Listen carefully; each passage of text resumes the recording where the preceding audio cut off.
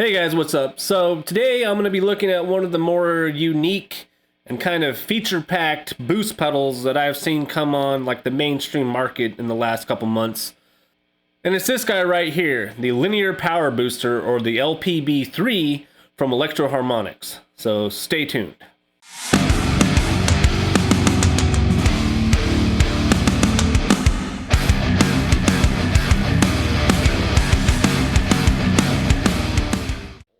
Okay guys, so I got this pedal because I was looking for something that had a lot of controllability and that wasn't going to break the bank. And, you know, if you look at the pedal market today, you have kind of like the really cheap Amazon stuff, and then you have like the really kind of high-end boutique stuff, and then you have the stuff that kind of sits in the middle, kind of like where those Boss pedals are, brands like Electro-Harmonix, Earthquaker devices.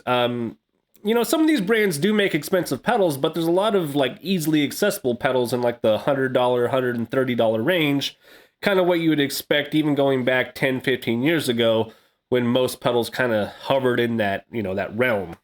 So I stumbled across this pedal because I was looking for boost pedals that had a little bit more going on for them than just, you know, the standard, you know, one volume knob, or even like an overdrive that had, you know, your tone, volume, and gain control.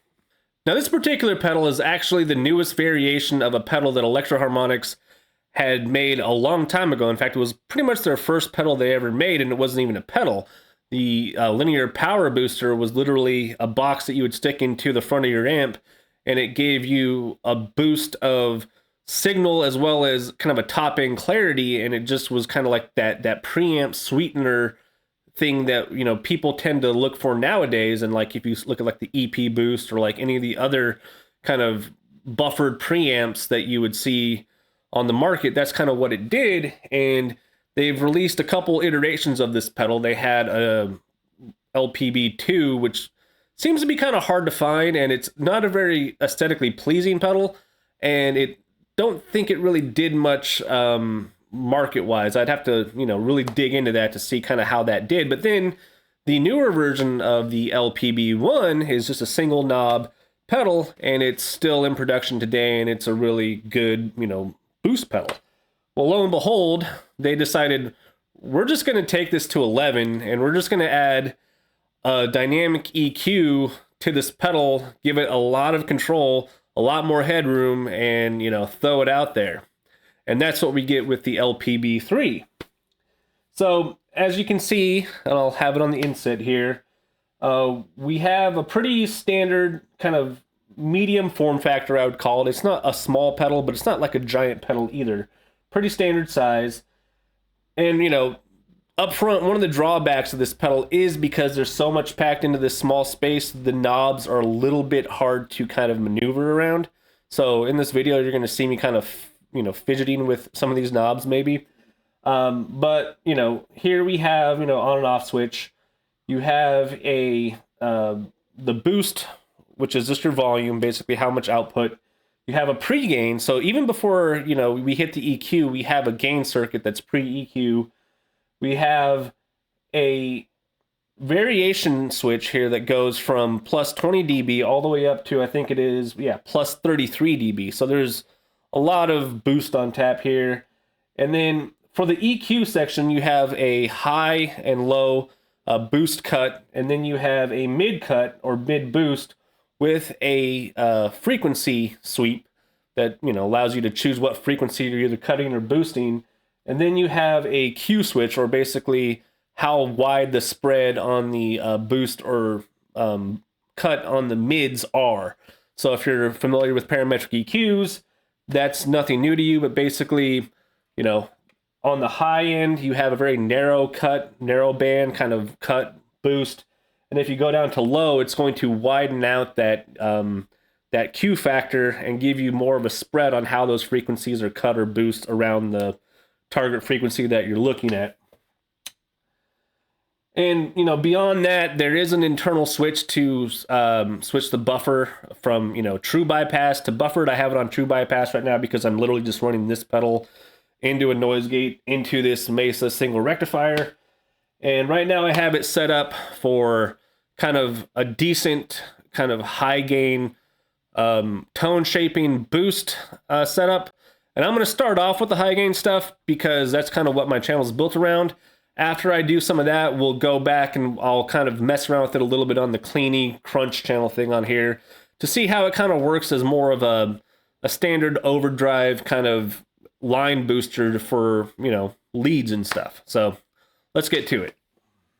All right, I have my red channel turned on, high gain. I have it set up how I kind of run it. I'm running LTD 256 here. Nothing special in terms of the guitar. These are really good guitars for the price. I am running the Fishman Fluence Will Adler set on voice 1 on the bridge. And here's my stock tone for the Mesa.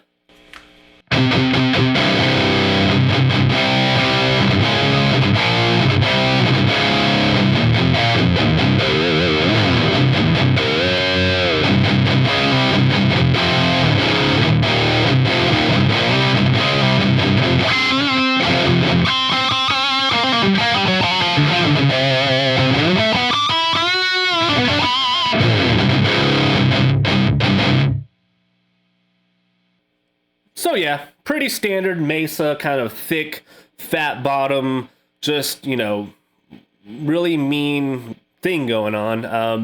But like with all the rectifiers, you know, single, dual, triple, they tend to have so much low-end resonance that you kind of need to tighten them up a bit, and, you know, an overdrive or a boost pedal helps do that.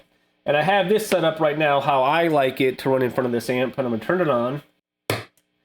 And what I got going on here, I have the lower headroom, the 20 decibel boost, fully maxed out. I have the pre-gain pretty much down, if not, yeah, pretty much all the way down.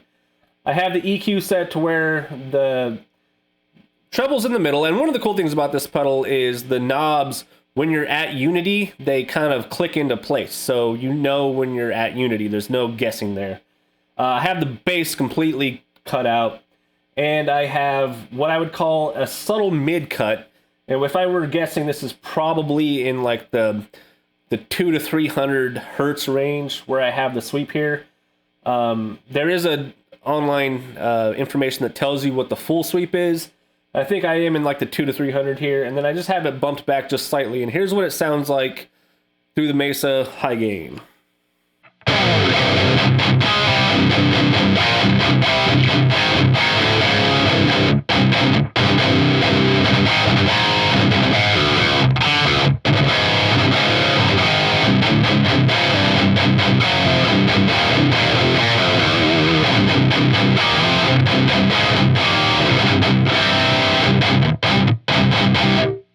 So that's how I like it. If I turn it back off, a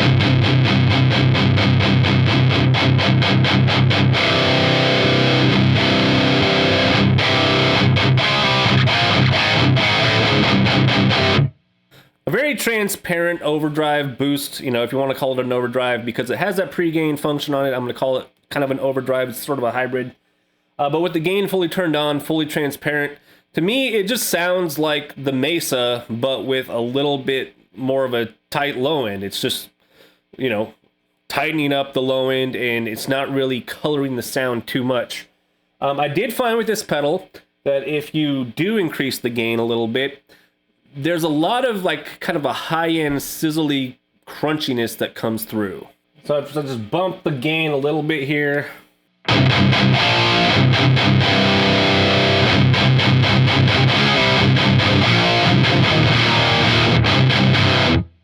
Totally pushes way too hard into the front of the amp. So if you're gonna try to introduce any kind of clipping or gain into this signal to, you know, give it a little bit more grit, back off that volume a little bit, because otherwise it gets a little bit too much.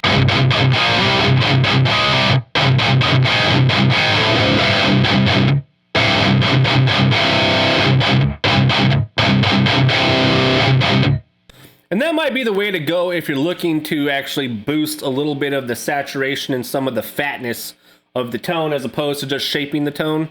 Because I have it as a mid-cut here, it's, you know, it's sort of retaining that like metalcore kind of early 2000s sound. If I kind of use the mid control here to actually bump the mids. Now, you don't want to bump the low mids, so let's bump kind of the high mids, more in like the 2 to 3K range, maybe. Just a little bump. I'm gonna turn back the gain a little bit and get the volume back up.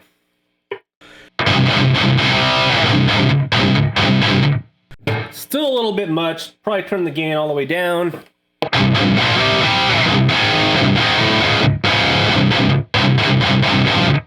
So without it,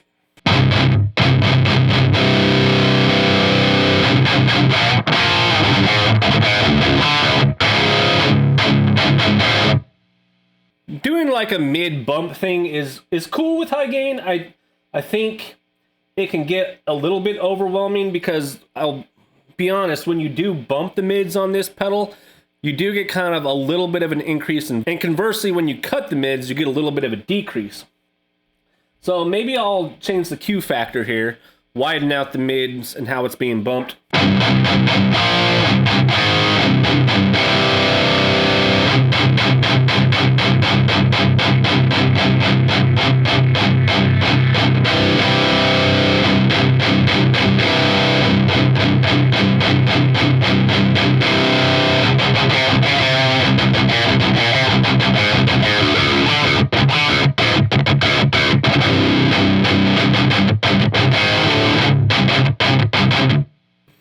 Yeah, so when you widen out the Q, it kind of subtly softens up some of the more sharp, spiky attack.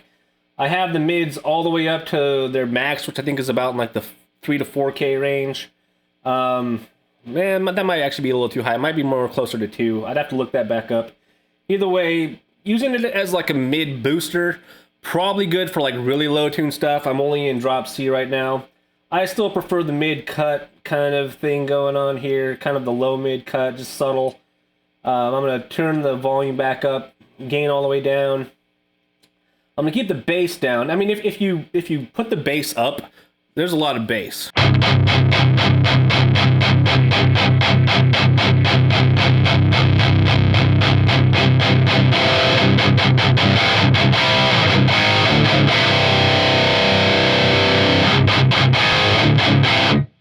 And when you do a mid cut, using that Q switch, it sounds a lot better to my ears when you have it on the more narrow band, just because it doesn't quite affect as much stuff around it, and you kind of retain some of that that chuggy kind of, I don't know, like percussiveness from the pick attack. If I go to the high headroom setting of 33,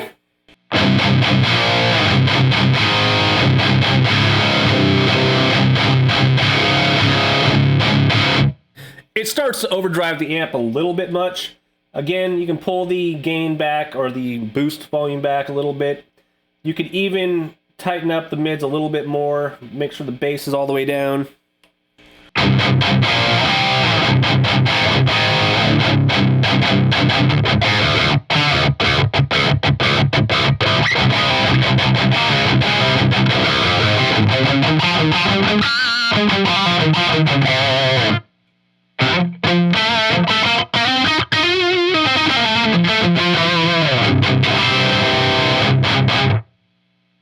Part of what makes this pedal a little bit more unique to me is the ability to shape the tone up front, kind of like you would with any EQ, but having that kind of parametric feel to the mids is a little bit better than just a standard like 7 or 10 band EQ. And then the ability to kind of add in more gain and a little more headroom. In fact, I'm just going to go back to the lower headroom setting, all the way up, a little bit of gain. Actually, no, not quite all the way up. A little bit of gain. And with this, you know, shaping that it has,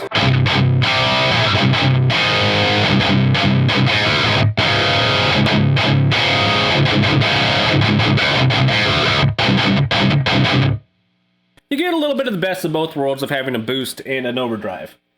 Now, without any gain and really high headroom, like for a low tune guitar, you can get into some really djenty kind of like, you know, percussive territory.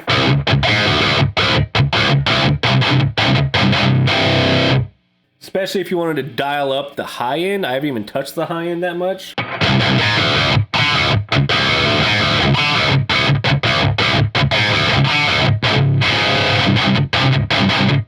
I will be honest that the high-end control on this isn't my most favorite one I've ever played with. It does get very spiky as you turn it up, especially if you have the bass turned all the way down. And if you don't have the mids cut out too much, it kind of has a little bit of a crossover effect where you kind of accentuate some weird parts in the mids. On the high headroom setting, that's a little bit much. If I go back to the low headroom setting, give a little gain, and I bump the highs even more,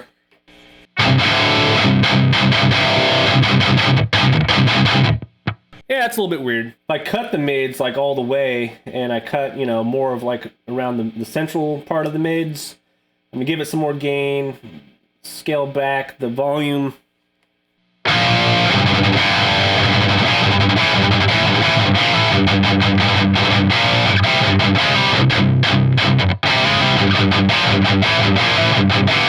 You can get kind of more of an old school kind of sound, and you can obviously reshape that a little bit more on the amp itself, like if you wanted to scoop mids even more.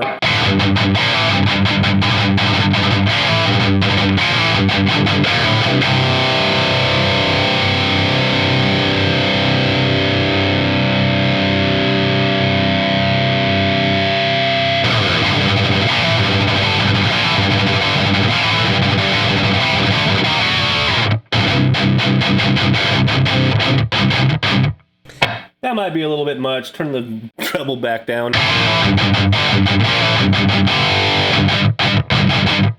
But it gives you a little bit of shapeability. So I'm going to set it back to where I really like it. Yeah, so here's my preferred kind of tone out of this thing.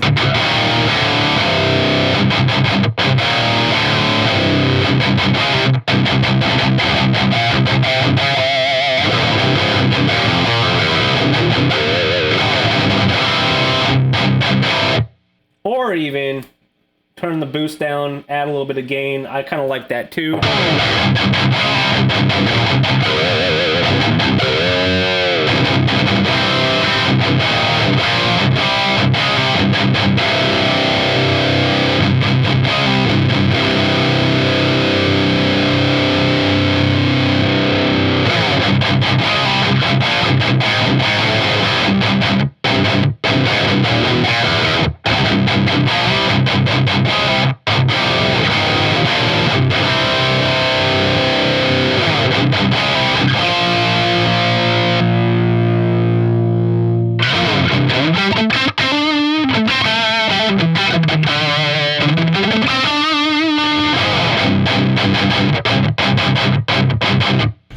I think if you're going to go in and try to do any kind of lead tone, you might need to mess with some of the mid-range here. In fact, I think a mid-boost would be if you're like really into leads and you want to use this as kind of like a lead booster.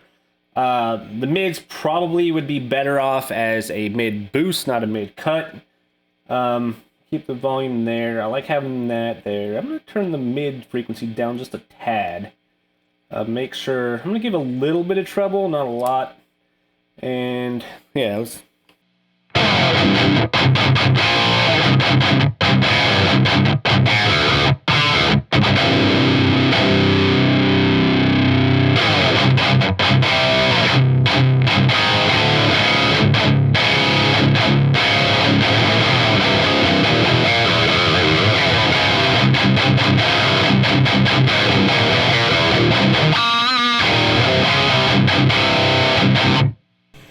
Yeah, I really like that. That's, you know, in the room, that's my favorite. So let me move over to the clean channel and we'll kind of play around with how this can work as maybe a traditional boost, you know, overdrive, which I think is kind of what it's meant to do. But for the metal guys like us, we like to take these things and turn them into extreme versions of themselves. So hold on.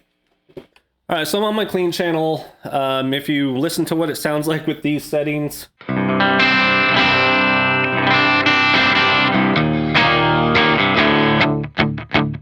pretty thin, pretty like, you know, it's meant to shape the front end of the high gain. So let me turn the boost, or sorry, let me turn the bass back up to middle. Let me just kind of set everything back to where it should be in the middle. Mids in the middle. So everything's in the middle. I'm gonna go down to the wider Q setting, and I'm gonna keep it on the lower headroom. So here it is, just everything in the middle.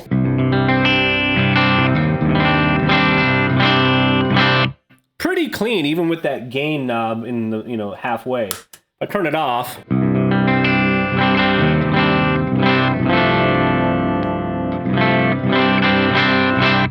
there's almost no difference when everything's kind of set up in the middle. It's almost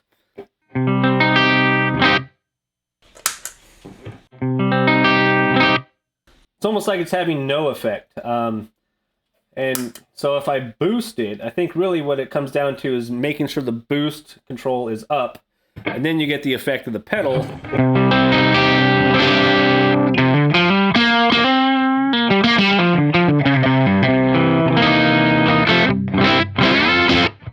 Go to my neck pickup.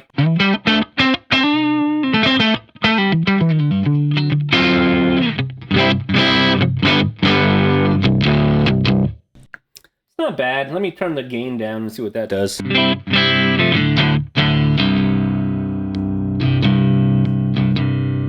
That almost decreases the volume, boosts all the way up. Go up to the higher headroom.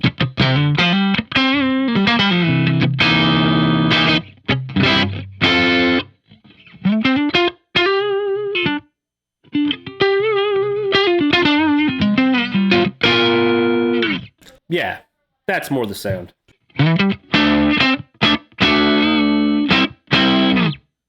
Yeah, so I think it's a clean boost going in front of a clean channel.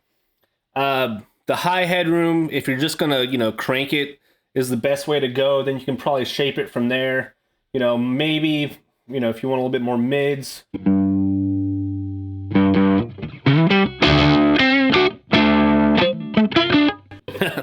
That was messed up. But what you're hearing is that natural distortion from just pushing the front of the amp.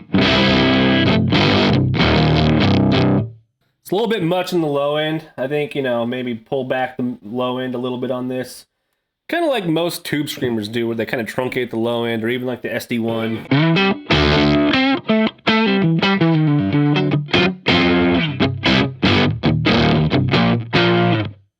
If I scale back the boost just a little bit.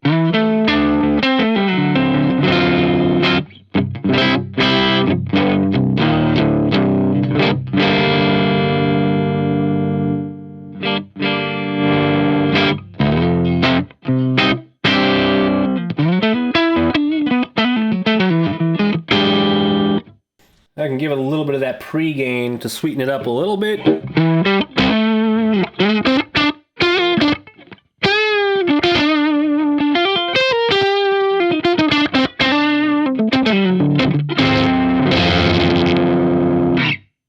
Even that's a bit much. Maybe go down to the lower headroom.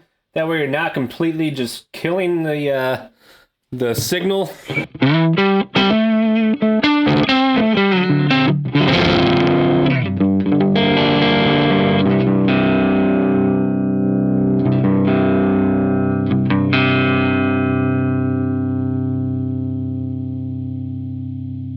I'm gonna go to the narrow Q.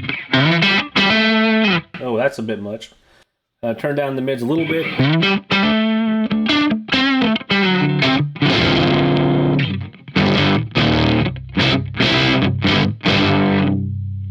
This was a very powerful pedal.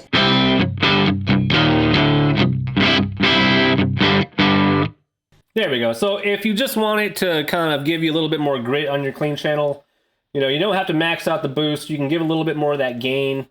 You can kind of peak up those mids a little bit and keep the treble there. You can even soften the treble just a little bit.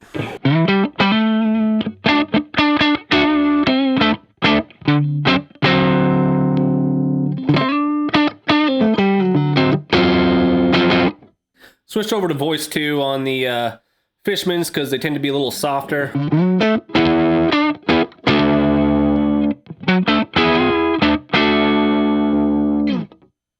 Pull the treble back up.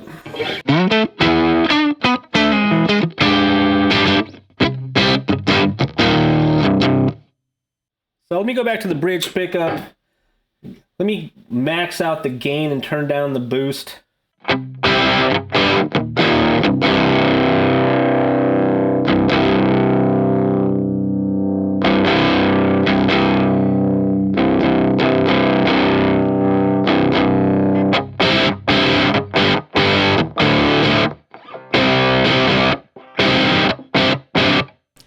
can get some overdrive rock tones by maxing that pre-gain out.